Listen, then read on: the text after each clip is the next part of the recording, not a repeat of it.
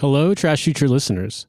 Just a quick announcement from some friends of ours regarding the terrible EHRC guidance announced today.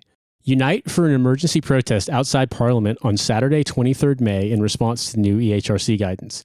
It's in Parliament Square on Saturday, 23rd May 2026 at 11 a.m. The nearest tube station is Westminster, which has step-free access. Trans rights are under attack. From the courts to the EHRC and in our day-to-day lives, we need to come together and fight back. Trans inclusion is not discrimination.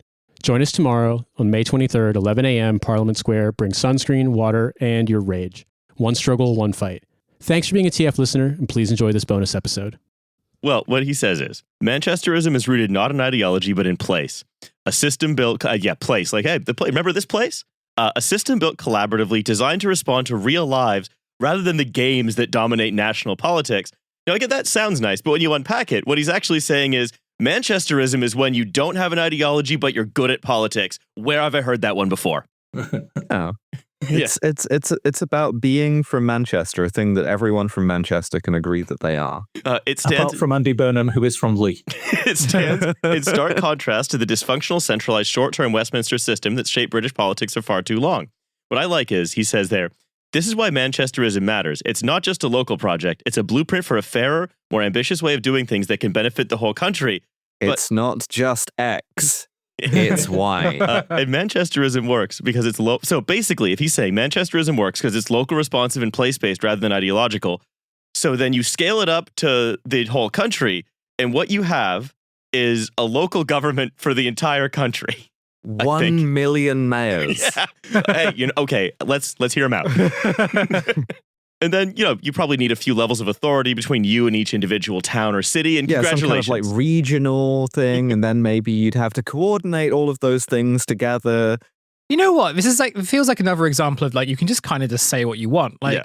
Why Manchesterify the country? Why don't we just like make it all Croydon? I don't know. Like, tell me why we can't do that. Yeah, Croydon's got trams. Croydon Can't do Croydonism? Has trams. Has a lot more fast food spaces than you really need.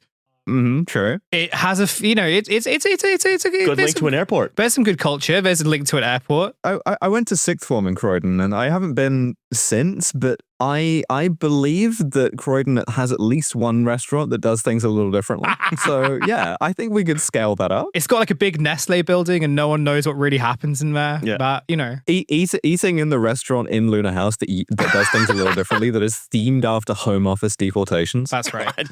For example, also, by the way, remember how like GB Rail is this like fake nationalization of the various train operating companies without changing the fundamental underlying economics of the industry, leaving the operating companies just there.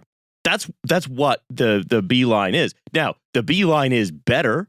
And again, I'm going to harken back to a phone call that we had, but the thing that Graham the Storm does is he's never happy with the immigration version of the B line bus, right? Graham the Storm is never happy with that because he needs it to be negative numbers somehow, right? And so the thing is, Graham the Storm, right, or rather the guys in Sri Lanka who are piloting Graham the Storm's brain want to make money forever, and the way that they've identified that they can do that, and equally the way that someone like Nigel Farage has recognized that you can sort of like weigh politics in your direction, is to be vocally unsatisfied with everything, right? To be absolutely intransigent, to never be happy, right? And to never accept any progress in your favor whatsoever, because it's always never enough. And so Burnhamism is if he wins his by-election in Makerfield, which is a big if, by the way, if he does become Labour leader, which is still an if, and then if he does try to do Manchester local government, but like for the whole country, and if he does maybe do something like the kind of Blairism where they remember that you have to distribute some crumbs as well as trying to hypercharge growth in a few select industries. With him, it would be different industries, but still probably more property development. You always have to remember, you must be Graham the Storm and never be happy with anything. You must embrace Graham the Storm thought, right? Because it does work, right? As we've seen with any number of like interest groups, pressure groups. For instance, I think TERFs are a good example of this, right? If you are absolutely impossible to work with and a gigantic pain in the ass and absolutely intransigent, you get more and more and more and more of what you want, right? I would like to see the left be more like that. I don't have much faith in that because I think a lot of people are looking for an excuse to go back to Labour. And I think Andy Burnham will be able to successfully present himself as that. And I think we might get some more surface level niceness, which will enable some people to go, oh, good, our long national nightmare is over. The left is a serious force in the Labour Party. The adults again, are back in power. because we can get some meat. Exactly. Right. And it's like, no, even if you do decide that like you want to make Labour your vehicle rather than the Greens, I think in both cases you need to be as big a pain in the arse as possible. Yeah. And just to finalize sort of Burnham before we move on to this bigger question. Yeah, because the reason why I brought up being sort of unsatisfied is because I think this does tie into the next bit, which is bond markets. Yeah. So we'll get there, but yeah, that's sort of like the first part of the thing I'm constructing here. Yeah, because just to sort of finish out this segment, right? This is a person who has worked with Burnham says, I wouldn't be surprised if what we end up seeing is a massive vibe shift and not much of a policy shift. I think he believes, probably correctly, that he can turn a lot of it around on vibes and personality alone. When have I heard that before? But this man is not the guy. He is Keir Starmer to Keir Starmer's Rishi Sunak. He's just Keir Starmer again, and Keir Starmer's Rishi Sunak. And as part of this larger discussion about this endlessly recirculating meme that Britain is somehow magically ungovernable, suddenly you can't move but for headlines about the UK being in permanent decline because it's ungovernable. We've seen them in the 70s and so on and so on. But Dan, what do we mean by ungovernable? Well, I mean, there is a bit of background law here, right? Mm-hmm. Because you guys are all somewhat younger than me, but I am in tune with the British pundit and governing class because, like them, I was around in the 90s, and like them, I did the politics, philosophy, and economics degree at Oxford University. And the thing is that the absolute banker guaranteed to come up question on the first year exams in the Oxford PPE degree was Britain ungovernable? You have to learn two things to get through those exams: Fourth Republic in France and Edward Heath calling an election on the question of who governs Britain. And so when these people talk about Britain being ungovernable, it's kind of Proustian. You know, they're going to their happy place. They're writing, a succession of failed prime ministers, and they're thinking, oh, she was so beautiful, my first real relationship. They're kind of writing, the media was unable to satisfy, and the international financial markets brought down a succession of policy initiatives. And they're just thinking, oh, the wonderful taste of Pimm's on the quad. It's completely being in their intellectual happy place because they are a group of people, and nor am I personally totally innocent of this, who have never really stopped writing about how Britain is fundamentally difficult to govern for whatever reason happened to be in the news that day for, what is it now, closer to 40 than 30 years.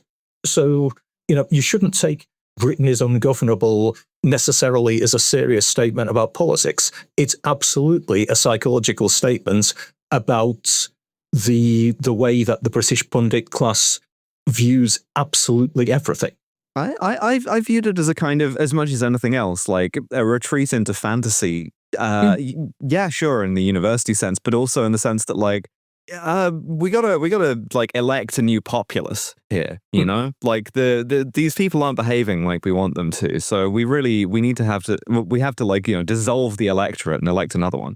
Well, that's it. I mean, if you say everything's impossible, then it absolves you of any obligation to say which particular things are impossible and therefore which things might be possible. And you no longer have to make any decisions because, as long as you say absolutely everything's screwed up and there's nothing that anybody can do about it, then it's not your fault that the particular solutions that you chose didn't work. I mean, we must be one of the most highly institutionalized, allegedly ungovernable countries in the entire world, apparently.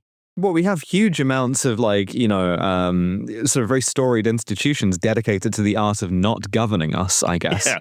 The places that are ungovernable might be places that are incredibly remote, very difficult to reach. Maybe there are high levels of like violence endemic to them, and trying to extend central government authority to them is very difficult. I think it's quite it's supremely parochial. We're not in a situation where you can be like, yeah, I'm not going to pay my taxes, and nobody is going to follow up on that. Yeah. Or like, I'm not in a situation where I'm going to run a red light in front of a police car, you know? Yeah, in fact, Britain is highly governable. I think what we're going to explore in the next segment is it's just that the governing model that they all believe is the only alternative has failed, and it's worth looking at every single deployment of this same argument, which is there are dumb versions of it and sort of more nuanced versions of it, but they're all boiled down to the same argument, which is either the political class is too stupid or the people are too stupid in order to see what's really good for them. Or, of course, this is what governance looks like. I mean, without wanting to get too far into cybernetics and the study of stable systems, this is a governed system. This is a system in which the steady state that it returns to, whether you might or might not like to write about it in your newspaper column, actually pretty much works pretty well for the people who are making the decisions. It is not actually, saying that it's ungovernable is in many ways the opposite of the truth, because it is governed. It keeps on returning to this attractor state of extractive capitalism, privatization, and managed decline, which is the revealed preference of all the people who are influential in making decisions about it.